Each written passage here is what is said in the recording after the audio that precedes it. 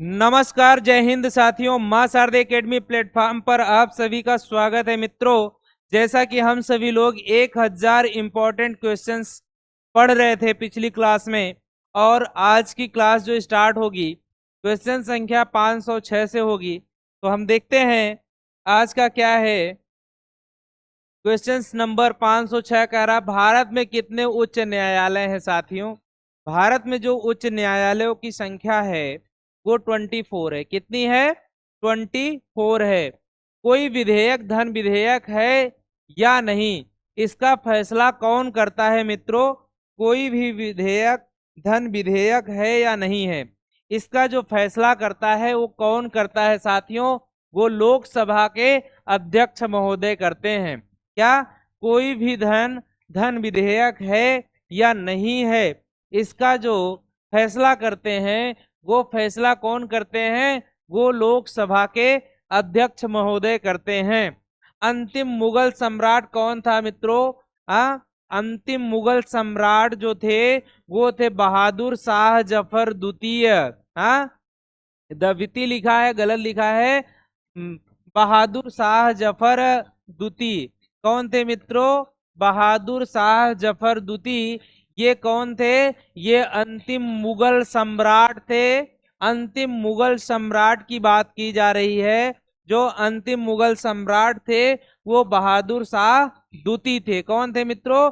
बहादुर शाह द्वितीय साहब जो हैं वो अंतिम मुगल सम्राट थे। अगला है, तंबाकू पर पूरी तरह से प्रतिबंध लगाने वाला विश्व का पहला देश कौन सा है मित्रों? हम आप देखते हैं कि नशा मुक्ति केंद्र आज की डेट में हमें आपको देखने को मिल रहा है। ठीक है, इंडिया में भी बहुत ऐसे बहुत छोटे बड़े ट्रस्ट चल रहे हैं, जिसपे ये क्या है, नशा मुक्ति केंद्र चलाया जा रहा है, सेंटर चलाया जा रहा है। तो पूरे विश्व की बात अगर की जाए, पूरे विश्व में वह कौन सा देश है, कौन सा देश है जिसने क्या किया, प्रतिबंधित कर दिया पूरी तरह से, मतलब नो, तंबाकू पर पूरी तरह से क्या कर दिया, प्रतिबंध लगा दिया। वह विश्व का पहला कौन सा ऐसा देश है? बहुत जगह प्रतिबंधित किया जा रहा है, लेकिन विश्व की बात की कही जा रही मित्रों। वह विश्व का देश था भूटान।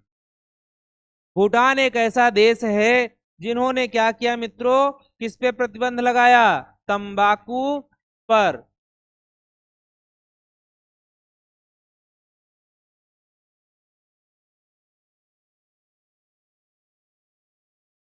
भूटान पूरी तरह से एक ऐसा देश है जिन्होंने सबसे पहले मित्रों प्रतिबंध लगा दिया। किस चीज पर प्रतिबंध लगा दिया? तंबाकू पर। किस पे लगाया? तंबाकू पर सबसे पहले विश्व में प्रतिबंध लगाने वाला जो देश था वह भूटान है। यह गोदान लिखा हुआ है मित्रों, गोदान किसकी रचना है? गोदान की रचना किस महान भाव ने की है? गोदान जो है इसकी रचना किए हैं मुंशी प्रेमचंद की है। गोदान रचना किसकी है साथियों? गोदान रचना मुंशी प्रेमचंद की है। किसकी है? मुंशी प्रेमचंद की रचना गोदान है। क्या है? गोदान किसकी रचना है? मुंशी प्रेमचंद की रचना है। ठीक है साथियों, अगला है स्वाइन फ्लू। क्या लिखा है? स्वाइन फ्लू जो बीमारी है, यह स्वाइन फ्लू बीमारी किस विषाणु से फैलता है?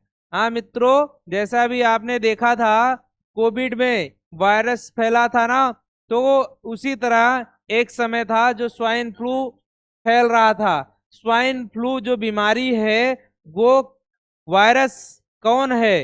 स्वाइन फ्लू वायरस का नाम है H1N1। क्या है मित्रों? H1N1।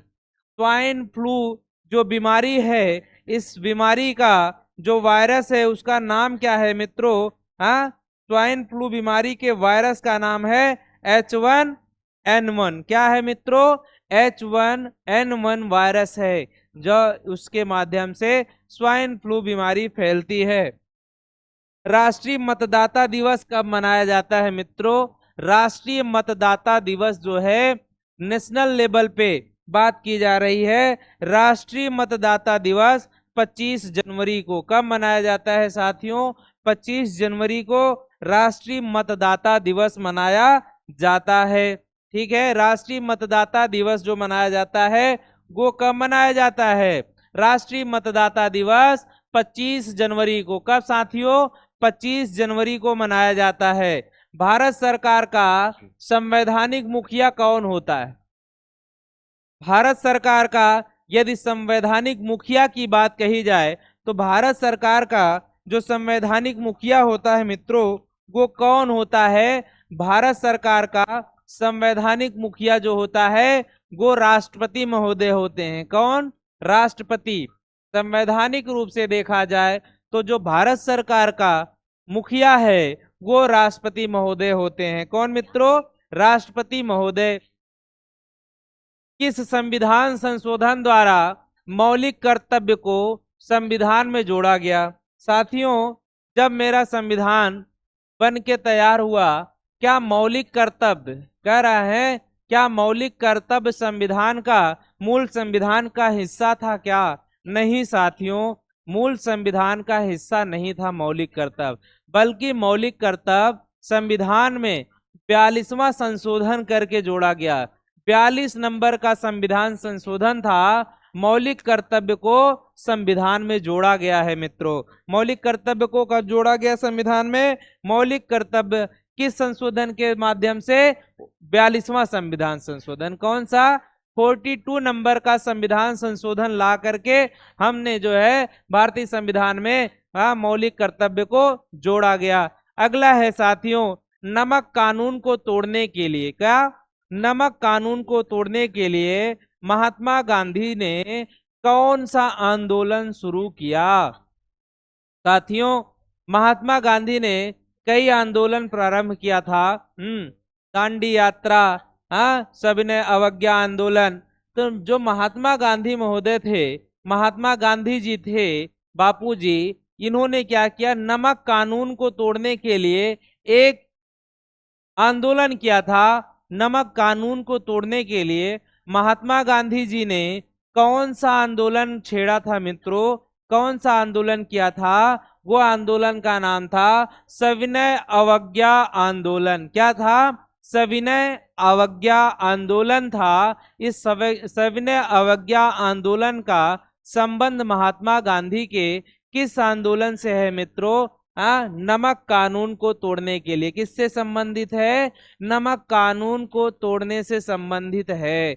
ठीक है मित्रों, अगला है उपराष्ट्रपति का चुनाव कौन करता है? मित्रों, साथियों, जो उपराष्ट्रपति महोदय का चुनाव होता है तो उपराष्ट्रपति जी का चुनाव कौन करता है? संसद सदस्य के माध्यम से। उपराष्ट्रपति का जो चुनाव होता है वो संसद सदस्य के माध्यम से उनका चुनाव किया जाता है। मित्रों, अगला है विजय स्तंभ कहाँ पर स्थित है? विजय स्तंभ कहाँ पर स्थित है मित्रों? विजय स्तंभ हमारा चित्तौड़गढ़ में। कहाँ पे स्थित है? विजय स्तंभ कहाँ स्थित है? विजय स्तंभ आपका चित्तौड़गढ़ में स्थित है। कहाँ पे? चित्तौड़गढ़ में। विजय स्तंभ कहाँ स्थित है? विजय स्तंभ आपका चित्तौड़गढ़ में स्थित है। विश्व का सबसे लंबा रेल मार्ग ट्रांस साइबेरिया रूस जो है किन दो शहरों को जोड़ता है? विश्व का, कहाँ की बात की जा रही है? वर्ल्ड की, विश्व की बात कही जा रही है। जो विश्व का सबसे लंबा रेल मार्ग है 9438 किलोमीटर। क्या है? विश्व का सबसे लंबा रेल मार्ग है, उसका नाम है ट्रांस साइबेरिया। क्या है? Trans Siberia. यह जो है रूस में पड़ता है। ट्रांस साइबेरिया जो है यह किन दो शहरों को जोड़ता है? विश्व का सबसे लंबा रेल मार्ग है, कितना किलोमीटर? 9438 किलोमीटर। कितना मित्रों? 9438 किलोमीटर है।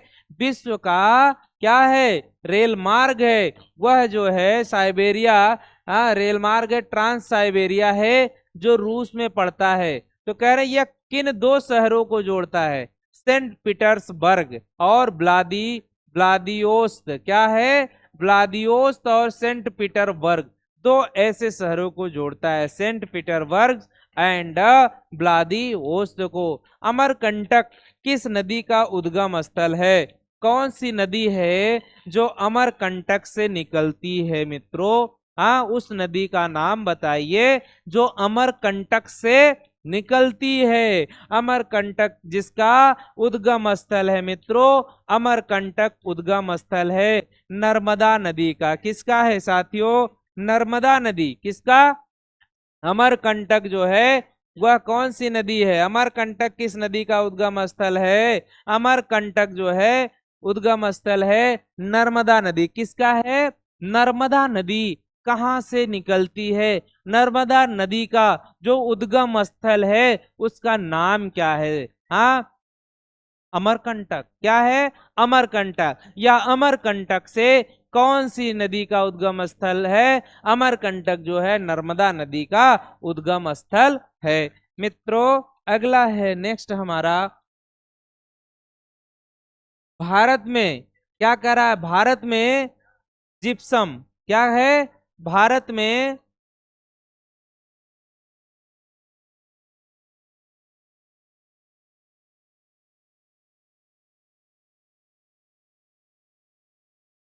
भारत में जिप्सम का, किसका? जिप्सम का सर्वाधिक उत्पादन किस राज्य में होता है मित्रों? जो भारत है इसमें कह रहे हैं जिप्सम का उत्पादन। किसका? जिप्सम का उत्पादन जो है वह कौन से राज्य में? भारत में जिप्सम उत्पादित होता है, लेकिन सबसे अधिक किस राज्य में होता है मित्रों? जो सबसे अधिक उत्पादन होता है वो राजस्थान में। कहां पे? राजस्थान में जिप्सम का उत्पादन सबसे अधिक होता है। अंग्रेजी ईस्ट इंडिया कंपनी ने भारत में पहला कारखाना कहाँ लगाया था मित्रों? जो ईस्ट इंडिया कंपनी सन 1600 ईस्वी में भारत में आई थी, वह ईस्ट इंडिया कंपनी के लोगों ने जो अपना पहला कारखाना स्थापित किया इंडिया,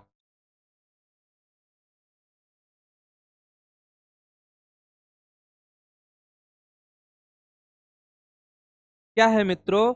ये कह रहे हैं कि जब 1600 ईस्वी में, क्या है, 1600 ईस्वी में east India company, British east India company Bharat में आई, तो भारत में आने के बाद उन्होंने जो अपना कारखाना स्थापित किया था, ब्रिटिश ईस्ट इंडिया कंपनी के लोगों ने भारत में जो कारखाना स्थापित किया, कौन से नंबर कारखाना नहीं पूछ रहा, पहले नंबर का कारखाना, फर्स्ट टाइम उन्होंने कारखाना जो लगाया था साथियों वो सूरत में लगाया था। कहाँ पे लगाया था? सूरत नामक जगह पे लगाया, और सूरत गुजरात में। कहाँ पे? गुजरात में पड़ता है। सूरत अभी अलग है, लेकिन क्या है, सूरत शहर में उन्होंने स्थापित किया जो गुजरात में पड़ता है। पहला कारखाना कहाँ ईस्ट इंडिया कंपनी के लोगों ने स्थापित किया था मित्रों? सूरत में स्थापित किया था जो गुजरात में पड़ता है मित्रों। अगला है आईने अकबरी। क्या है? आईने अकबरी पुस्तक किसने लिखी है? आईने अकबरी पुस्तक अबुल फजल ने। किसने लिखा है? आईने अकबरी नामक पुस्तक किसने लिखा है मित्रों? आईने अकबरी नामक पुस्तक जो है अबुल फजल ने लिखा। किसने लिखा है? आईने अकबरी पुस्तक किसने लिखा है? आईने अकबरी पुस्तक का लेखक जो है वो अबुल फजल साहब। कौन है? बुली शब्द। क्या लिखा है? बुली शब्द किस खेल में प्रयुक्त होता है मित्रों? जो बुली शब्द हम यूज करते हुए देखे हैं वह कौन सा खेल है जहां पे इसका यूज किया जाता है? बुली शब्द का प्रयोग क्रिकेट में होता है, बैडमिंटन में होता है। हाँ, कहाँ होता है साथियों? इसका प्रयोग हॉकी में होता है। कहाँ पे? बुली शब्द का प्रयोग जो होता है वो हम कहाँ करते हैं? हॉकी में करते हैं। उड़न परी। क्या लिखा है? उड़न परी किसे पुकारा जाता है? उड़न परी किसे कहा जाता है मित्रों? बहुत प्यार से पीटी उषा साहब को उड़न परी कहा जाता है। किसे? पीटी उषा साहब को। झीलों की नगरी, झीलों की नगरी कौन सा शहर कहलाता है मित्रों? जैसे झीलों की नगरी कहा जाता है। झीलों की नगरी किसे कहा जाता है साथियों? उदयपुर शहर है, राजस्थान में पड़ता है। उदयपुर। उदयपुर को क्या कहा जाता है? झीलों का शहर कहा जाता है साथियों। आर्य समाज की स्थापना, कौन समाज? आर्य समाज की स्थापना। आर्य समाज की स्थापना कब और कहां की गई साथियों? आर्य समाज की जो स्थापना है वह कहां की गई? आर्य समाज की स्थापना मुंबई में की गई थी सन 1875 में। आर्य समाज की स्थापना कब हुई और कहां पे हुई साथियों? आर्य समाज की स्थापना सन 1875, 1875, सन 1875 में आर्य समाज की स्थापना मुंबई में की गई। कहां हुई भैया? आर्य समाज की स्थापना जो है मुंबई में हुई। कहां पे?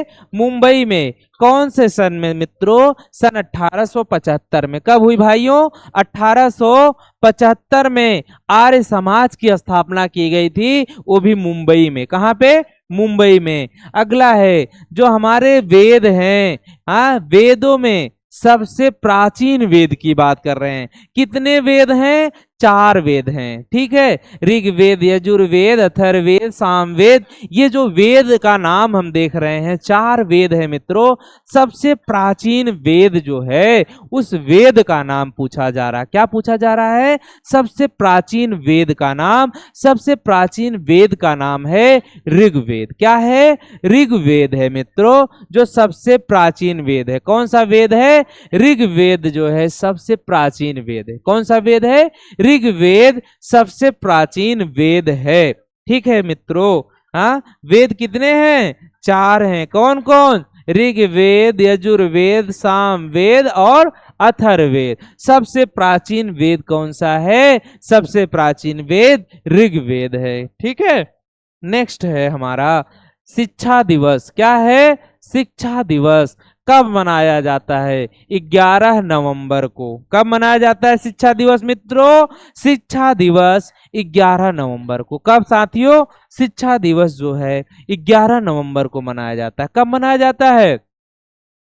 शिक्षा दिवस 11 नवंबर को मनाया जाता है। किसके जन्मदिन को शिक्षा दिवस के रूप में मानते हैं? हाँ, जो शिक्षा दिवस हम 11 नवंबर को मनाते हैं। शिक्षा दिवस कब मनाया जाता है? शिक्षा दिवस 11 नवंबर को मनाया जाता है। किसके जन्म दिवस के रूप में मनाया जाता है मित्रों? हाँ, वो भारत के जो हैं पहले शिक्षा मंत्री थे, मौलाना अबुल कलाम आजाद। कौन थे? मौलाना अबुल कलाम। क्या है? मौलाना अबुल कलाम। कौन है ये? मौलाना साहब, मौलवी साहब थे, जो भारत के पहले शिक्षा मंत्री थे। या आपका देखो 2 क्वेश्चन बन रहा है। भारत के जो पहले शिक्षा मंत्री थे वो कौन थे? हाँ, मौलाना अबुल कलाम। कौन थे? मौलाना अबुल कलाम साहब थे, जो भारत के पहले शिक्षा मंत्री थे। ठीक है, और इन्हीं के जन्म दिवस के रूप में भारत में शिक्षा दिवस मनाया जाता है 11 नवंबर को। मौलाना अबुल कलाम जी का कब जन्म दिवस था? 11 नवंबर को। और इनके जन्म दिवस के उपलक्ष्य में क्या मनाया जाता है? शिक्षा दिवस मनाया जाता है। ठीक है साथियों, अगला है भाभा परमाणु अनुसंधान केंद्र कहाँ स्थित है? भाभा परमाणु अनुसंधान केंद्र है वो मुंबई ट्रामे। कहाँ पे? ट्राम्बे, मुंबई में। कहाँ पे? भाभा परमाणु अनुसंधान केंद्र। भाभा परमाणु अनुसंधान केंद्र कहाँ पे है? भाभा परमाणु अनुसंधान केंद्र, हाँ, कहाँ है? ट्राम्बे, मुंबई में। ट्राम्बे नामक जगह है, भाभा परमाणु अनुसंधान केंद्र है। भाभा परमाणु अनुसंधान केंद्र कहाँ स्थित है? ट्राम्बे नामक जगह पड़ती है। ट्राम्बे है मुंबई में। कहाँ पे?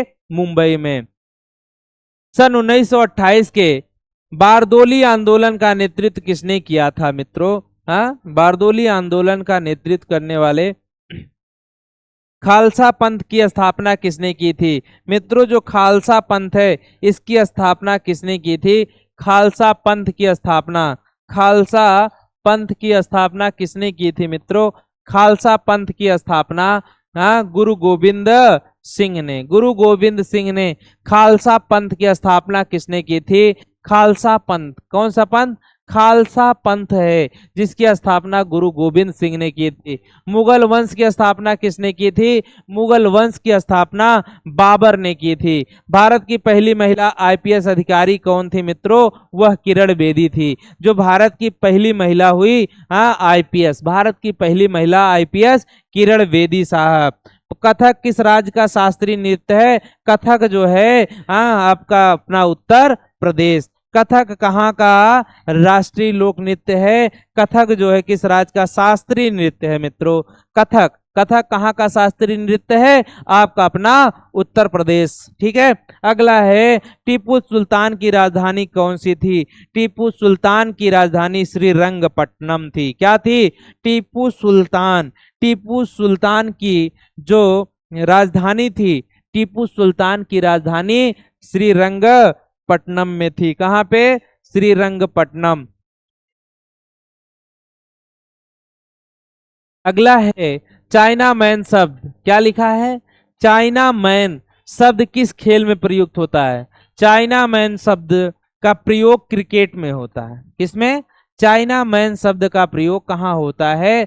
चाइना मैन शब्द का प्रयोग क्रिकेट में होता है। किसका, इसका कहाँ पे है प्रयोग? चाइना मैन का प्रयोग जो है वह क्रिकेट में किया जाता है। सबसे कठोरतम पदार्थ कौन सा है मित्रों? सबसे कठोरतम धातु का नाम पूछा जा रहा है। सबसे कठोर धातु का नाम क्या है साथियों? सबसे कठोर धातु का नाम है हीरा। क्या है? हीरा, डायमंड। सबसे कठोर धातु का नाम क्या है? हीरा है, या इसे हम कहते हैं डायमंड। ठीक है।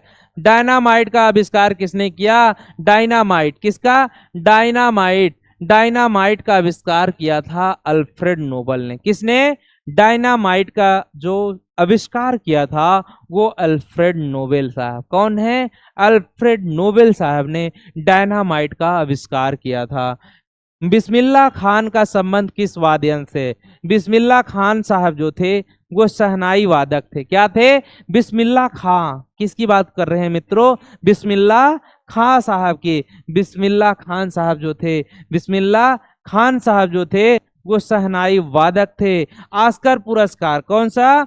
ऑस्कर पुरस्कार का संबंध किस क्षेत्र में दिया जाता है मित्रों? ऑस्कर पुरस्कार जो है फिल्मों के लिए दिया जाता है। किसके लिए? ऑस्कर पुरस्कार जो दिया जाता है वह किस खेल के लिए दिया जाता है? ऑस्कर पुरस्कार जो हमारा दिया जाता है वो दिया जाता है फिल्म में। किसमें? फिल्मों के लिए दिया जाता है। ऑस्कर पुरस्कार कहाँ है?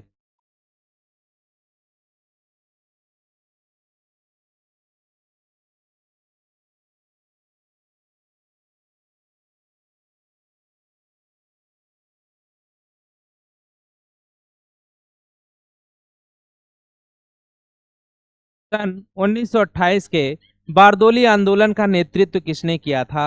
एक क्वेश्चन है, इसका आंसर क्या होगा मित्रों? हाँ, सन 1928 के बारदोली आंदोलन का नेतृत्व जो किया था सरदार वल्लभ भाई पटेल। किसने किया था? सरदार वल्लभ भाई, हाँ, वल्लभ भाई पटेल। किसने किया? सरदार वल्लभ भाई पटेल ने। क्या किया सरदार वल्लभ भाई पटेल ने? इस बारदोली आंदोलन का, सन 1928 के बारदोली आंदोलन का नेतृत्व करने वाले शख्स का नाम बताओ मित्रों। बारदोली आंदोलन जो था सन 1928 में, इसका जो नेतृत्व किया था किसने किया था? बारदोली आंदोलन का जो नेतृत्व किए थे वो सरदार वल्लभ भाई पटेल साहब थे। क्वेश्चन छूट गया था। ठीक है, सरदार वल्लभ भाई पटेल साहब थे जिन्होंने बारदोली आंदोलन का नेतृत्व किया था। कह रहे हैं ऑस्कर पुरस्कार का संबंध किस फिल्म से है? ऑस्कर पुरस्कार का संबंध किससे है? फिल्म से है। एड्स का पूर्ण विस्तार क्या होगा? हाँ, एड्स जो है, एड्स एड्स नामक बीमारी जो होती है मित्रों, एड्स का पूरा नाम क्या होगा? Acquired immuno deficiency syndrome. क्या होगा? Acquired immuno deficiency syndrome. क्या होगा? Acquired immuno deficiency syndrome. Jallianwala Bagh में गोलीबारी का जो आदेश किस जनरल ने दिया था? जलियांवाले बाग कांड में जो गोली चली थी उसका आदेश किसने दिया था? Michael O Dwyer. क्या था? माइकल वो डायर साहब जो थे, डायर के उसमें जलियांवाले बाग कांड में गोली चली थी। किसके? उससे डायर के नेतृत्व में। किसने बोला था? गोलीबारी का आदेश किसने दिया था? माइकल ओ डायर ने। पटना का प्राचीन नाम क्या था? पटना का प्राचीन नाम पाटलिपुत्र। क्या है? पटना का जो पुराना नाम है, पटना का प्राचीन नाम क्या है? पटना का प्राचीन नाम पाटलिपुत्र है। क्या है? पाटलिपुत्र है। दिल्ली में लाल किला किसने बनवाया मित्रों? दिल्ली में लाल किला को बनवाने वाले मुगल बादशाह शाहजहां ने। किसने बनवाया? दिल्ली में मुगल बादशाह थे, जिन्होंने क्या बनवाया था ना? इन्होंने बनवाया लाल किला। कौन थे वो भाई? मुगल बादशाह। वो कौन थे? मुगल बादशाह शाहजहां ने। किसने? मुगल बादशाह शाहजहां साहब ने दिल्ली में लाल किला का निर्माण कराया। दिल्ली में लाल किला को किसने बनवाया? दिल्ली में लाल किला को मुगल बादशाह शाहजहां ने। मुगल बादशाह शाहजहां ने दिल्ली में लाल किले को बनवाया। ठीक है। अगला है, नेताजी सुभाष राष्ट्रीय खेल संस्थान कहाँ पे स्थित है? नेताजी सुभाष क्या है? नेताजी सुभाष राष्ट्रीय खेल संस्थान है। ये कहाँ पे पड़ता है? नेताजी सुभाष राष्ट्रीय खेल हमारा पटियाला में पड़ता है। कहाँ पे? नेताजी सुभाष राष्ट्रीय खेल है मित्रों, वो पटियाला में। कहाँ पे? पटियाला में। आगा खां का आगा आगा खां कप जो है किस खेल से संबंधित है? आगा खा कप जो है वो हमारा हॉकी से संबंधित है। क्या है? आगा खा जो है ये कप किस खेल से संबंधित है? आगा खा कप जो है हॉकी से संबंधित है। बांदीपुर क्या है? बांदीपुर अभ्यारण्य किस राज्य में स्थित है? बांदीपुर अभ्यारण्य कर्नाटक राज्य में स्थित है। कहाँ पे? बांदीपुर जो है, बांदीपुर अभ्यारण्य है।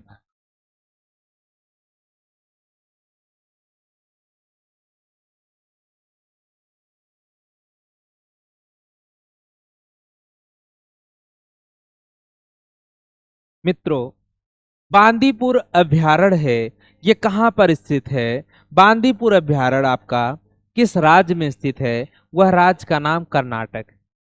क्या है? बांदीपुर अभ्यारण्य कहाँ पे स्थित है? कर्नाटक में स्थित है। अगला है, भाप इंजन का आविष्कार किसने किया था? भाप इंजन का आविष्कार किया था वो जेम्स वाट साहब थे। किसने किया? जेम्स वाट साहब ने भाप इंजन का आविष्कार किया था। रेडियो का आविष्कार किसने किया मित्रों? रेडियो का आविष्कार, रेडियो की खोज करने वाले इटली के निवासी थे मार्कोनी ने। कौन? इटली के निवासी मार्कोनी साहब ने रेडियो की खोज की थी। रेडियो की किसकी मित्रों? जो रेडियो की खोज की थी, आविष्कार किया था, वो थे कहाँ के थे मित्रों? वो इटली के थे। इटली के निवासी थे मार्कोनी। कौन थे? इटली के निवासी मार्कोनी साहब ने रेडियो की खोज की थी। ठीक है। अगला है, किस भारतीय राज्य की राजभाषा अंग्रेजी है? वह भारत का कौन सा राज्य है जिसकी राजभाषा अंग्रेजी है मित्रों? नागालैंड। कहाँ? भारत का वह कौन सा राज्य है जहां की राजभाषा ही अंग्रेजी है? भारत का वह राज्य है नागालैंड। कौन सा है? भारत का राज्य नागालैंड है। नागालैंड क्या है मित्रों? अंग्रेजी उसकी राजभाषा है। क्या है? राष्ट्रभाषा या राजभाषा अंग्रेजी है। भारत का कौन सा वह राज्य है, भारतीय राज्य, जिसकी राजभाषा अंग्रेजी है? वह नागालैंड है। कौन सा? नागालैंड। भारतीय राष्ट्रीय कांग्रेस का प्रथम मुस्लिम अध्यक्ष, भारतीय राष्ट्रीय कांग्रेस का जो प्रथम मुस्लिम अध्यक्ष हुए बदरुद्दीन। कौन? बदरुद्दीन साहब थे। बदरुद्दीन साहब भारतीय राष्ट्रीय कांग्रेस पार्टी के प्रथम मुस्लिम अध्यक्ष थे। क्या है? भारतीय राष्ट्रीय कांग्रेस का जो प्रथम मुस्लिम अध्यक्ष थे वो कौन थे? बदरुद्दीन तैयब साहब। ठीक है। तैयब जी। कौन? बदरुद्दीन तैयब जी। ठीक है, बदरुद्दीन तैयब जी। भारत के प्रथम गृह मंत्री कौन थे? भारत के जो पहले गृह मंत्री थे वो सरदार वल्लभ भाई पटेल। सरदार वल्लभ भाई पटेल साहब ने बारदोली अनशन भी स्टार्ट किया था। सरदार वल्लभ भाई पटेल ही क्या थे भैया? भारत के पहले गृह मंत्री। भारत के जो पहले गृह मंत्री थे वो सरदार वल्लभ भाई पटेल साहब ही थे। अगला है, संसार की प्रथम महिला प्रधानमंत्री, पूरे संसार की बात कर रहा है, भारत की महिला नहीं, पूरे संसार की, कहाँ की, वर्ल्ड की बात कर रहा है।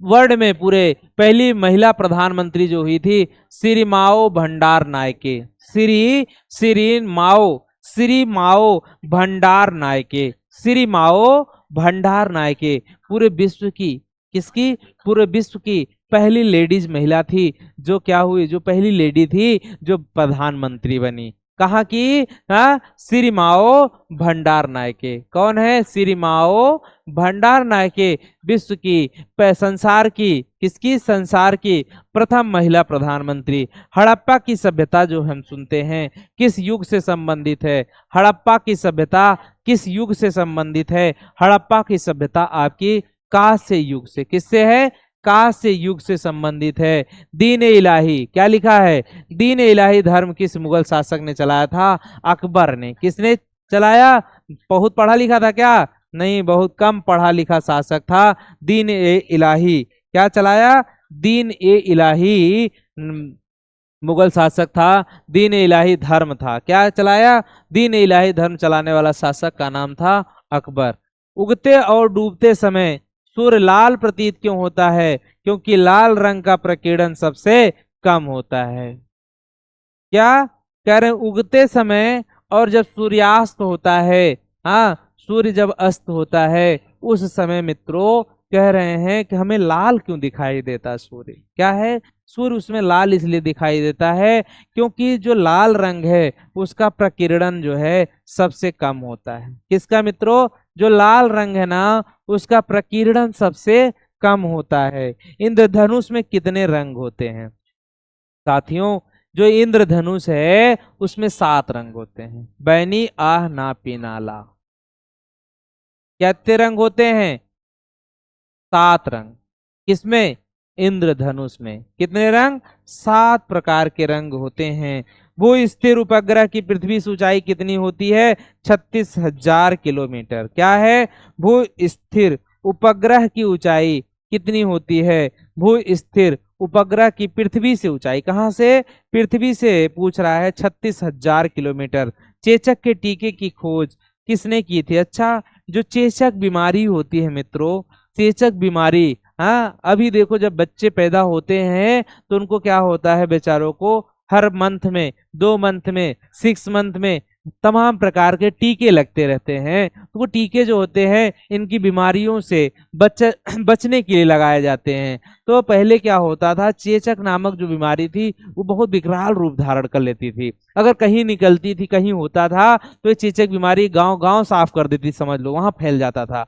वही ये कह रहे हैं, जो उसका टीका का निर्माण किए थे, टीका का खोज किए थे, वो कौन थे महान भाऊ, एडवर्ड जेनर। कौन थे, एडवर्ड जेनर। एडवर्ड जेनर कौन थे,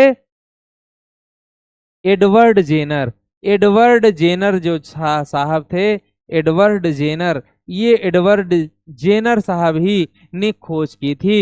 इस कौन से टीके के मित्रों, हाँ, ये टीका जो खोज किया था इन्होंने चेचक की बीमारी, किस बीमारी के लिए, चेचक नामक बीमारी का जो टीका खोज किया था एडवर्ड जेनर ने। किसने किया, एडवर्ड जेनर साहब ने किया था। अगला है रेबीज। रेबीज नामक बीमारी किसको होती है मित्रों, रेबीज के टीके की खोज किसने की थी, रेबीज के टीका जो है लुई पास्चर ने की थी। किसने किया, लुई पास्चर। हाँ, कुत्ते के काटने से जो बीमारी होती है वो रेबीज नामक बीमारी होती है मित्रों। तो रेबीज का टीका जो हम देखते हैं, जब किसी कुत्ता काट लेता है तो वो व्यक्ति क्या करता है, जाके टीका लगवा आता है, कहते भाई कुत्ता वाला टीका लगवा लो। हाँ, तो वो जो कुत्ते के काटने पे टीका लगाया जाता है रेबीज नामक, हाँ सॉरी, रेबीज के टीके की खोज कराने वाला वैज्ञानिक थे लुई पास्चर। जो रेबीज टीका लगता है उस टीके की खोज किसने की थी, उस टीके की खोज किया था किसने, लुई पास्चर। किसने किया, लुई पास्चर साहब। कौन, लुई पास्चर साहब रेबीज के टीके की खोज की थी। दूध से दही, क्या है, दूध से दही, दूध से दही किस जीवाणु के कारण बनता है, हाँ, लैक्टोबैसिलस। हाँ, दूध जो है, दूध से ही हम दही का निर्माण करते हैं।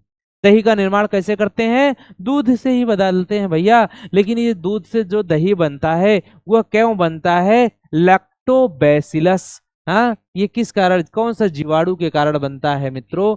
वह जीवाणु कौन सा है? लैक्टोबैसिलस। लैक्टोबैसिलस जीवाणु के कारण क्या होता है? दूध हमारा दही में कन्वर्ट होता है। दूध दही में कैसे कन्वर्ट होता है? किस जीवाणु के कारण होता है मित्रों? वह जीवाणु है लैक्टोबैसिलस। लैक्टोबैसिलस जो जीवाणु है उसके वजह से हमारा दूध किस में कन्वर्ट हो जाता है? दही में। जीवाणु का नाम लैक्टोबैसिलस।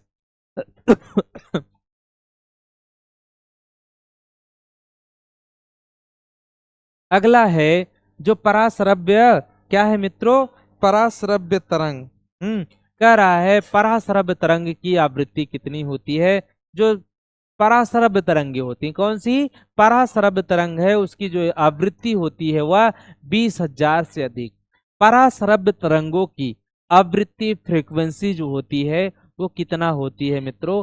पराश्रव्य तरंगों की जो आवृत्ति होती है, पराश्रव्य तरंग की जो फ्रीक्वेंसी होती है वह 20,000 हर्ट्ज से अधिक होती। क्या होती है? वह 20,000 हर्ट्ज से अधिक होती है।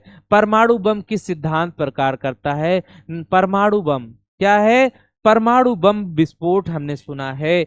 परमाणु बम जो काम करता है नाभिकीय संलयन पर नहीं मित्रों, हाँ, यह करता नाभिकीय विखंडन पर। परमाणु बम, कौन सा बम? परमाणु बम जो कार्य करता है वह नाभिकीय विखंडन पर करता है। किस पे? विस्फोट पर, नाभिकीय विखंडन पर कार्य करता है परमाणु बम। विद्युत धारा की जो मात्रक इकाई है वह क्या है? विद्युत धारा का जो मात्रक है वह एम्पियर है। क्या है मित्रों? विद्युत धारा का मात्रक क्या है? विद्युत धारा को हम किसमें मेजर करते हैं? विद्युत धारा का जो मात्रक है वह एम्पियर है। क्या है? एम्पियर है। विद्युत धारा का इकाई क्या है? विद्युत धारा की इकाई एम्पियर है। क्या है? एम्पियर है। किसकी इकाई है? विद्युत धारा की। हृदय की धड़कन को नियंत्रित करने के लिए कौन सा खनिज आवश्यक है? हाँ मित्रों, जो हृदय की धड़कन को नियंत्रित करने के लिए कौन सा खनिज आवश्यक है? हृदय का, हाँ मित्रों, हृदय की, क्या कह रहा है क्वेश्चन? हृदय की धड़कन को, किसको? हृदय की जो धड़कन है इसको नियंत्रित करने के लिए कौन सी खनिज की आवश्यकता पड़ती है? पोटेशियम। इसकी? पोटेशियम की। हृदय के गति को नियंत्रित करने के लिए जो हमारा हृदय हार्ट है उसकी धड़कनों को, किसको? उसके हार्ट बीट को जो नियंत्रित करता है उसके लिए आपके पास क्या होना चाहिए? पोटेशियम पर्याप्त मात्रा में होना चाहिए। पेनिसिलिन क्या है? पेनिसिलिन की खोज किसने की थी? पेनिसिलिन की खोज अलेक्जेंडर फ्लेमिंग ने की थी। पेनिसिलिन की खोज किसने की थी? हाँ मित्रों, पेनिसिलिन की खोज की थी अलेक्जेंडर फ्लेमिंग। किसने किया? अलेक्जेंडर फ्लेमिंग ने। मलेरिया की दवा है कुनीन। कौन सी दवा है? मलेरिया की एक दवा है कुनीन। क्या है? मलेरिया की दवा है कुनीन। उस कुनीन किस पौधे से प्राप्त होता है? कुनीन जो प्राप्त होता है, मलेरिया की दवा का नाम क्या है? मलेरिया की दवा का नाम है कुनीन। क्या है? कुनीन दवा है। और उस कुनीन को जो हम प्राप्त करते हैं, कहाँ से करते हैं? कौन से पेड़ पौधे से प्राप्त करते हैं? उस पौधे का नाम है सिनकोना। क्या है? उस पौधे का नाम सिनकोना है, जहां से हम मलेरिया की कुनीन नामक दवा को प्राप्त करते हैं। मलेरिया के कुनीन नामक दवा को हम प्राप्त करते हैं मित्रों। कौन सा पौधा है वो? सिरकोना। कौन सा? सिनकोना। कौन सा पौधा है? सिनकोना। संसार का सबसे बड़ा फूल कौन सा है? रफलेसिया। संसार का सबसे बड़ा फूल है रफलेसिया। क्या है? रफलेसिया। रफलेसिया जो है संसार का सबसे बड़ा फूल है। सबसे बड़ा जीवित पक्षी कौन सा है? हाँ, शुतुरमुर्ग। क्या है मित्रों? शुतुरमुर्ग जो है सबसे बड़ा जीवित पक्षी है। शुतुरमुर्ग। कौन सा? शुतुरमुर्ग। आपने देखा है शुतुरमुर्ग है वो पक्षी की श्रेणी में आता है मित्रों। शुतुरमुर्ग एक ऐसा पक्षी है जो सबसे बड़ा पक्षी है। क्या है? सबसे बड़ा जीवित भी पक्षी है। भी शुतुरमुर्ग जीवित भी पाया जाता है। शुतुरमुर्ग क्या है? सबसे बड़ा पक्षी है। संसार में सबसे छोटा पक्षी बताओ? Humming bird. क्या है? सबसे छोटा पक्षी की बात करें हमिंग बर्ड है, और सबसे बड़े पक्षी की बात करें संसार में सबसे बड़े पक्षी के रूप में शुतुरमुर्ग है, और सबसे छोटा की बात करें तो जो सबसे छोटा पक्षी है उसका नाम है हमिंग बर्ड। क्या है? Humming humming bird. मनुष्य ने सबसे पहले किस जंतु को पालतू बनाया? मनुष्य जो व्यक्ति है सबसे पहले पालना शुरू किया था डॉग को। किसको? डॉग या कुत्ते को। मनुष्य का जो सबसे पहला पालतू जानवर था, हाँ, जब मानव का विकास हुआ तो मानव ने क्या किया? अपने साथ जानवरों को पालना शुरू किया। किसको? मनुष्य के साथ, मानव के साथ साथ जब जानवरों को पालना शुरू किया तो मनुष्य का जो सबसे पहला पालतू जानवर था मित्रों, वह पहला पालतू जानवर कौन था? वह थे डॉग। कौन था? कुत्ता था। क्या था? कुत्ता या डॉग था जो पहला जानवर था। अंतरिक्ष यात्री को बाह्य आकाश कैसा दिखाई देता है? जब हम कभी अंतरिक्ष में यात्रा करेंगे तो वहां से जब हम बाहर के आकाश को देखते हैं ना तो कैसा दिखाई देता है? सफेद नहीं, वो हमें काला दिखाई, नीला पीला नहीं, कैसा दिखता है? काला दिखता है। अंतरिक्ष में जब हम आप यात्रा करेंगे, या जो भी अंतरिक्ष यात्री हैं, हम आप कर सकते हैं क्या अंतरिक्ष में यात्रा? हाँ, सब कर सकते हैं, लेकिन जब कभी करेंगे, हाँ, ठीक है, तो जो लोग अंतरिक्ष में जाते हैं यात्रा के लिए, ठीक है, अंतरिक्ष यात्री होते हैं, तो अंतरिक्ष से बाहर का जो दृश्य दिखाई उनको देता है वो कैसा दिखाई देता है? अंतरिक्ष यात्री को वो बिल्कुल ब्लैक दिखाई देता है। कैसा दिखाई देता है? बिल्कुल डार्क ब्लैक दिखाई देता है, काला दिखाई देता है। ठीक है, कैसा? काला। एटीएम का पूर्ण विस्तार क्या होगा? हाँ भैया, पैसे की जरूरत पड़ी, सबके पास में क्या है? एटीएम कार्ड है। लेकिन कहा जाए एटीएम का पूरा नाम बताओ, पता नहीं, क्योंकि हम बोलचाल भाषा में जनरली क्या कहते हैं? एटीएम एटीएम सुनते हैं। हाँ, तो एटीएम का पूरा नाम क्या है? एटीएम का पूरा नाम ऑटोमेटेड टेलर मशीन। क्या है? Automated teller machine. Automated teller machine है। एटीएम का पूरा नाम क्या है? Automated teller machine. ठीक है, ऑटोमेटेड टेलर मशीन है। संसद का संयुक्त अधिवेशन कौन बुलाता है मित्रों? जो संसद का संयुक्त अधिवेशन है वो राष्ट्रपति। कौन बुलाता है? राष्ट्रपति महोदय जो है वो संसद का संयुक्त अधिवेशन बुला लेते हैं।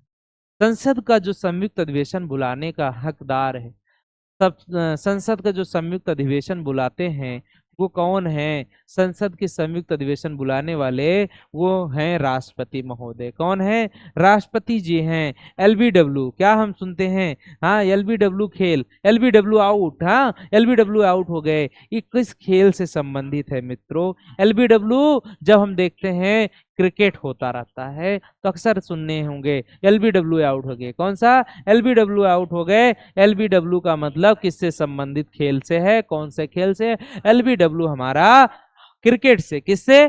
क्रिकेट नामक खेल से संबंधित है एलबीडब्ल्यू। वायुमंडल की कौन सी परत हमें सूर्य से आने वाली अल्ट्रा वायलेट किरणों से बचाती है?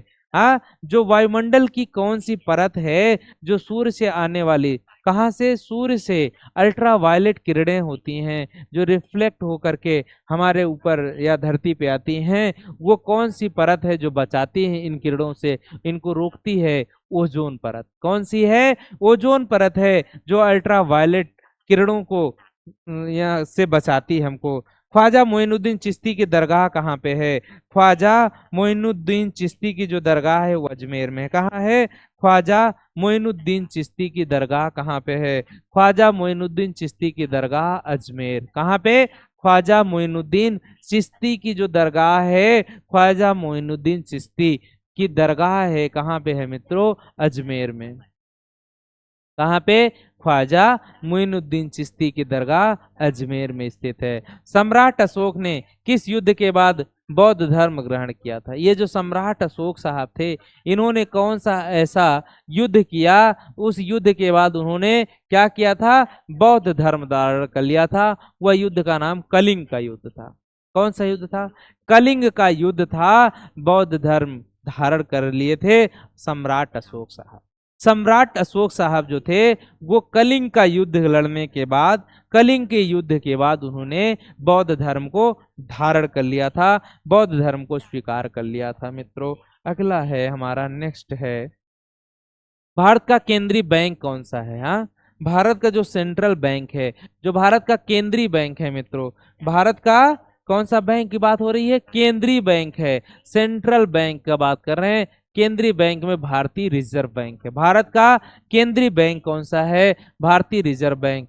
सालार सालार जंग म्यूजियम कहाँ स्थित है? सालार जंग नामक म्यूजियम की बात कर रहे हैं। सालार जंग, कौन सा? सालार जंग नामक म्यूजियम है। ये कहाँ पे स्थित है? सालार जंग नामक म्यूजियम हमारा हैदराबाद में। कहाँ पे?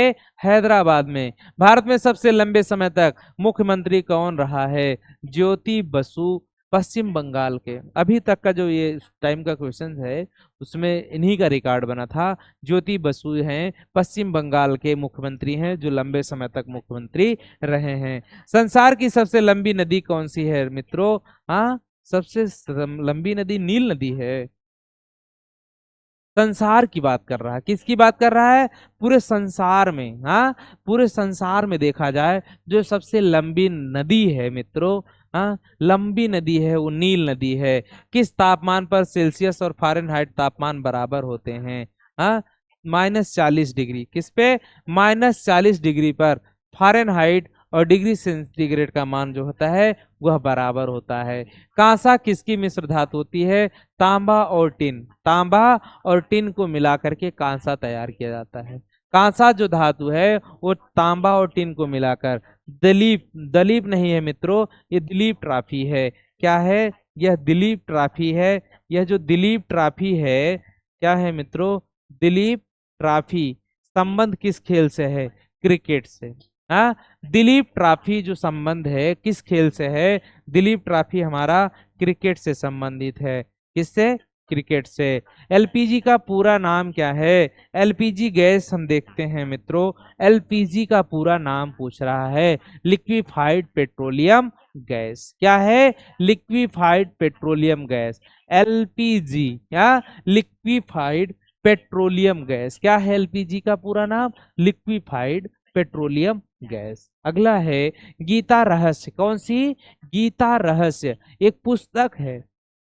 क्या है? गीता रहस्य एक पुस्तक है। उस पुस्तक का कहने किसने लिखा है? हाँ, गीता रहस्य नामक जो पुस्तक लिखा गया है बाल गंगाधर तिलक, बाल गंगाधर तिलक साहब ने, बाल गंगाधर तिलक साहब ने क्या लिखा है? हाँ, गीता रहस्य नामक पुस्तक को लिखे हैं बाल गंगाधर तिलक साहब ने। ठीक है। अगला है राज्यसभा के कितने सदस्यों का चुनाव जो है हर 2 वर्ष बाद होता है? वो राज्यसभा के कितने सदस्य हैं जिनका चुनाव हर 2 वर्ष बाद होता है? हाँ, 1/3 ऐसे सदस्य होते हैं जिनका चुनाव हर 2 वर्ष के बाद होता है। ठीक है। अगला है अमेरिकी राष्ट्रपति का कार्यकाल कितने वर्ष का होता है? आपके यहाँ जो राष्ट्रपति महोदय होते हैं, भारत के राष्ट्रपति का कार्यकाल कितने वर्ष का होता है? भारत के राष्ट्रपति का कार्यकाल 5 वर्ष का होता है। ठीक उसी प्रकार ये कह रहे हैं अमेरिका के जो राष्ट्रपति होते हैं उनका कार्यकाल कितने वर्ष का होता है मित्रों?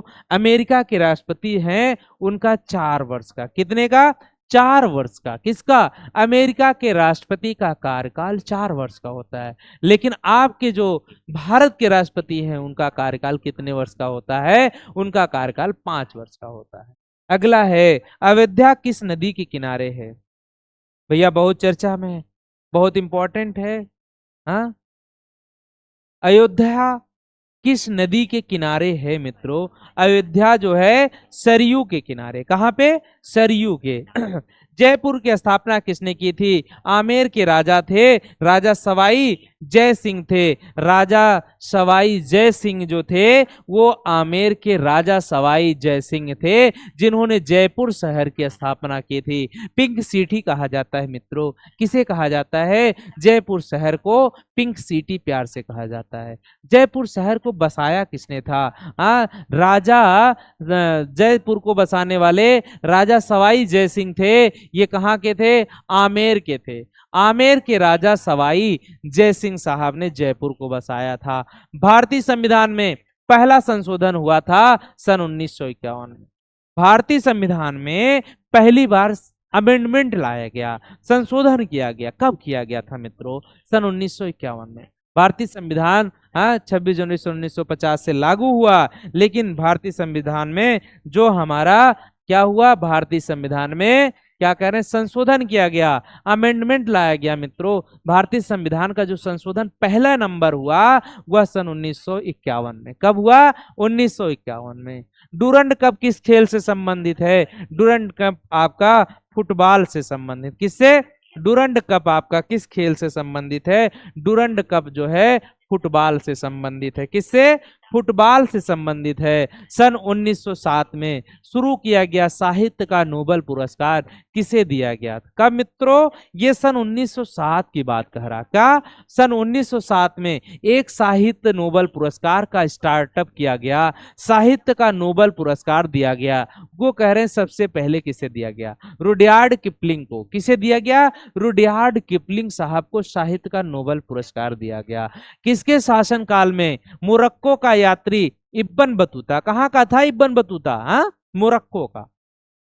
कह रहे हैं किसके शासनकाल में? मोरक्को का जो यात्री है इब्न बतूता। कौन? इब्न बतूता पहन के जूता निकल पड़ा तूफान में। तो भाइयों मोरक्को का रहने वाला एक क्या है, शासनकाल में मोरक्को का जो यात्री था इब्न बतूता, कहाँ का था? इब्न बतूता जो है मोरक्को शहर का था। वो भारत कब आया था मित्रों? वो किसके शासनकाल में? कब की बात नहीं कर रहे हैं, कौन शासक थे उसमें जब इब्न बतूता भारत आया था?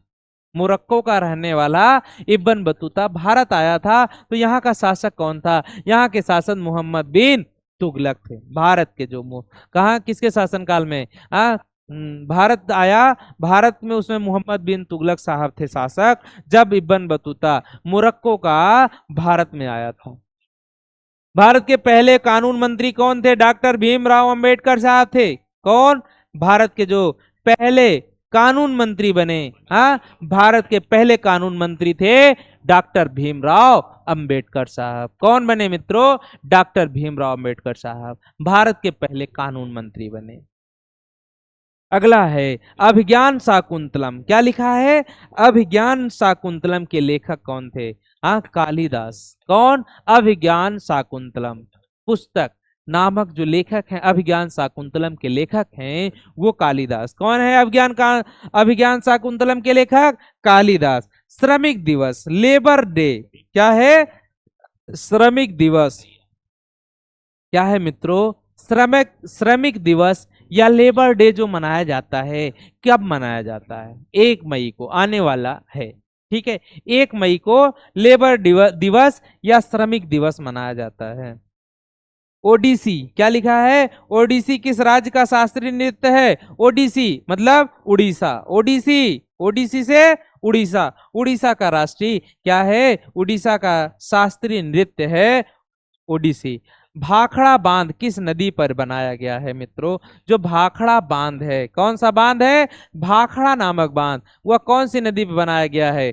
सतलुज नदी पर। किस पे? भाखड़ा नामक बांध जो है कौन से नदी पे बना है? भाखड़ा नागल बांध। कहाँ पे है? कौन से नदी पर? भाखड़ा नांगल बांध हमारा सतलुज नदी पे। कौन सा नदी? सतलुज नदी पे भाखड़ा नांगल बांध बना है। कौन सी नदी? सतलज नदी या सतलुज नदी। सतलज नदी पर भाखड़ा नांगल बांध बना है। अगला है भारत का क्षेत्रफल कितना है मित्रों? 32,87,263 वर्ग किलोमीटर। क्या है? 32,87,263 वर्ग किलोमीटर क्षेत्रफल है भारत का। किसका? भारत का जो क्षेत्रफल है वह कितना है? भारत का क्षेत्रफल 32,87,263 वर्ग किलोमीटर। कितना है मित्रों?